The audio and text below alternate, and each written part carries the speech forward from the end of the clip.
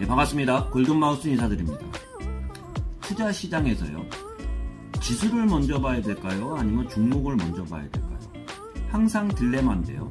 전체적인 큰 그림 하에서는 주식이든 부동산이든 전체 주식 지수가 올라가야 되고요. 코스피 지수가 올라가던가 코스닥 지수가 올라가야지 대부분의 종목들이 거기에 맞춰서 같이 따라 올라갈 겁니다.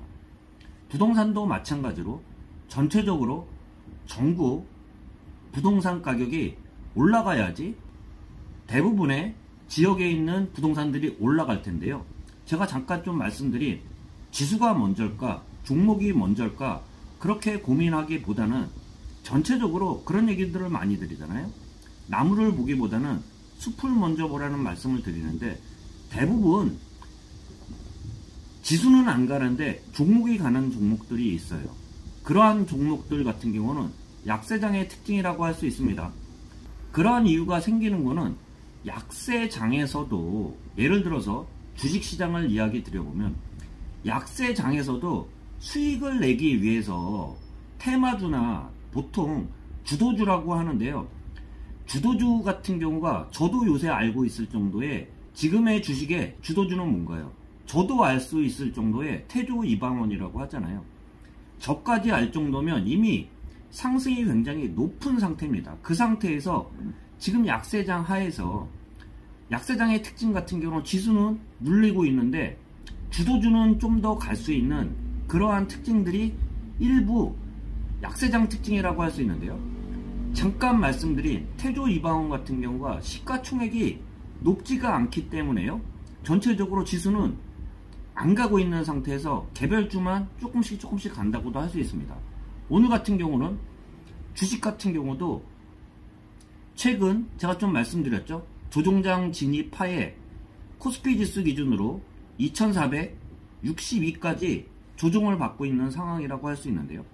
조종 같은 경우가, 대부분의 조종 같은 경우가 예상을 하고 있지만 예상 대비해서 어디까지 빠질지는 보통 알 수 없잖아요. 보통 피보나치 수열로 계산을 해서 236, 3825, 618 대부분 그 정도까지는 조종이 올 거라고 예상을 하고 0.5% 이내에서 조종이 끝나면은 좀 더 그 반등이 빠를 수 있는 시장이라는 그러한 그 특징들은 알고 있을 텐데요. 잠시 말씀드리는 게, 주도주가 있는 시장이 약세장일 수 있나요?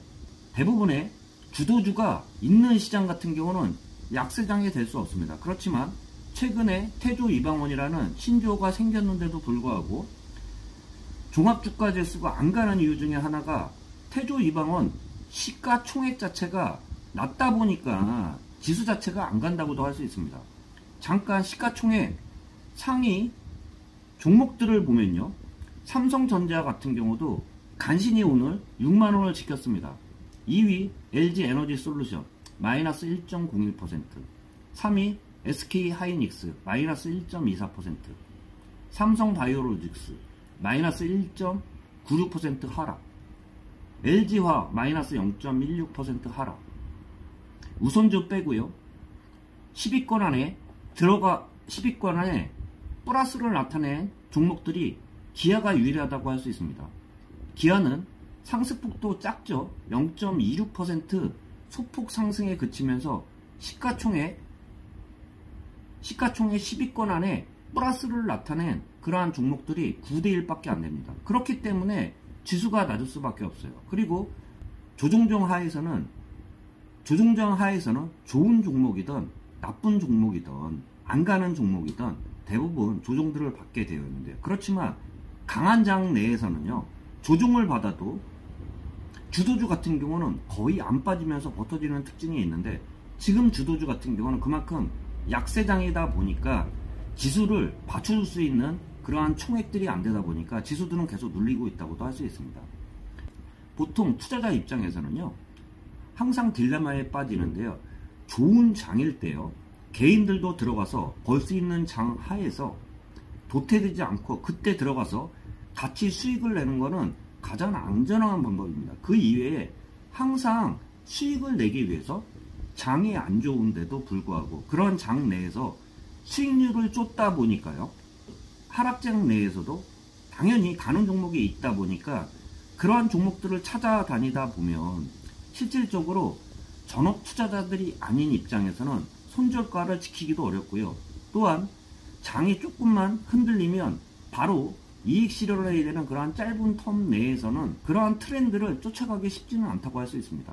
그렇기 때문에 개인들 입장에서는요, 편안하게 벌 수 있는 그러한 시장 내를 기다리면서요, 그러한 장이 도래할 때까지는 기다릴 수밖에 없으면서 투자 같은 경우는 쉬는 게 또한 성공의 비법이라고 할 수 있습니다. 지금같이 어려울 때 항상 말씀드리는 게 하락장 내에서도 주도주를 찾으려고 하고요.